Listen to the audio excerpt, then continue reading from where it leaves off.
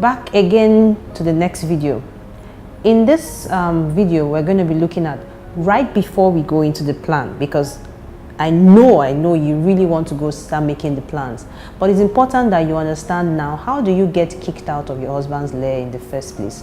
Because once you know these things, they're also part of the things that you need to put in place when you're creating your plan.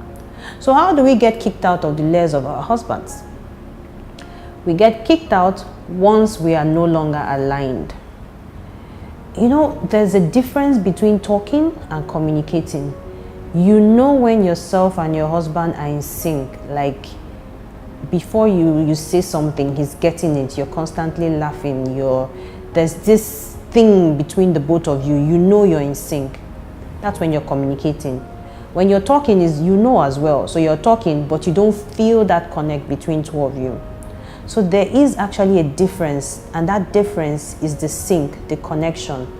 Once you're off sync, that's one way to get kicked out of your husband's lair.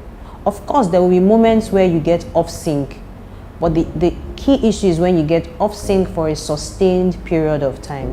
It just builds and builds and builds, and then you gradually are kicked out. So what are the things that make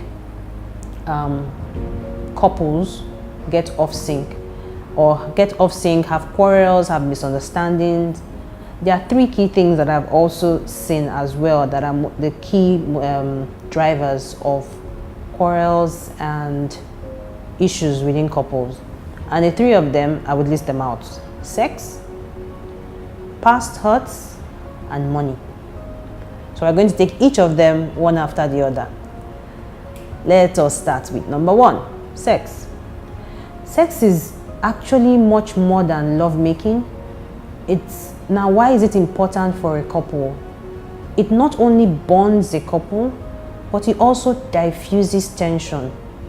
So I don't know if you've ever noticed, you can feel the tension building up in your marriage, in your home, and then yourself and your husband have that quality time together, and it just fizzles away. You begin to wonder, oh, was this never here?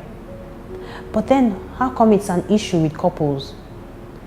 Most times, the key issues that arise from this particular bucket are from us, really. You know that whole excuse about you come back home and you're having a headache. All of a sudden, you're having a headache. Don't worry, there are many of us that have done it.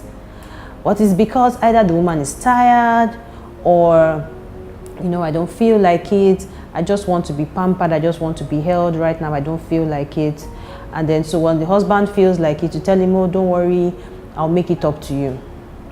The truth with lovemaking and with sex is, every time you tell your husband you will make it up to him, and every time you're not feeling him as he's feeling you at that point in time, it's a form of rejection. I know we say, but that's not what I meant. Now I'm just feeling tired now. Now he too, you should be considerate. It's just for this night. Tomorrow I'll make it up to you. Or it's just for this morning. When I come back from work, I'll make it up to you in an amazing way. If you need to rest, come back from work early, take a bath, take a refreshing bath. Get yourself ready for it. Your husband wants it. It's actually good for you. Sex is very, very therapeutic if nobody has told you. It helps you to sleep better. So when you come back from work and you're tired, there's kind of sleep you will sleep, normal sleep. There's kind of sleep you will sleep when you have just had it. So it's actually a good thing for you. Long story short, you just need to understand that this is one area where most couples have issues, and you can resolve it either by preparing yourself physically, mentally, or otherwise. That's one, sex. The second big issue is past hurts.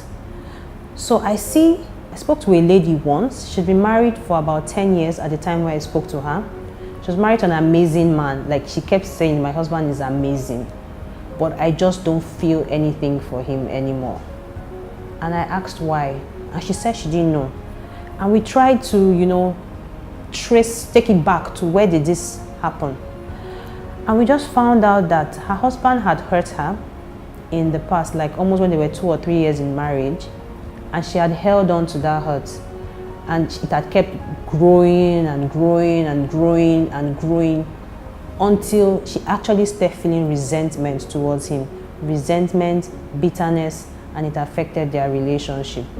Obviously, the man had no idea of how to get her back, so he started putting his heart to other things.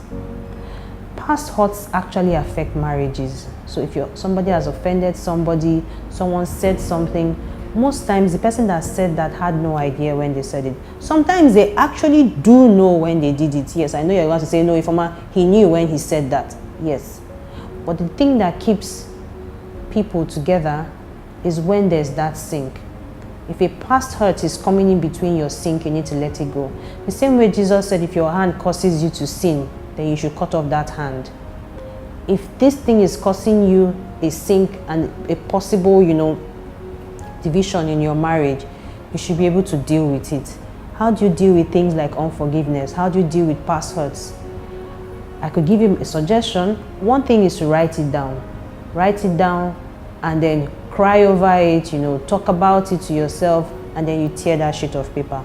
If you have to cry, cry. There's nothing macho about holding or containing past hurts. We are women. We are very, very emotional creatures. Remember what that thing is. Rehash it and then tell yourself, I have forgiven him. I have forgiven whoever. Sometimes it's not even our husbands that upset us. It's the relatives of our husbands. And you're taking it out on the man. The man possibly has no clue. Or the man possibly, if you had addressed this thing, would have seen a way to resolve it. But then, like I said, this is something that is hindering relationships. It's something that is getting you thrown out of his lair, or getting him actually thrown out of your life. And so you're no longer interested in getting into his lair. So you need to deal with it.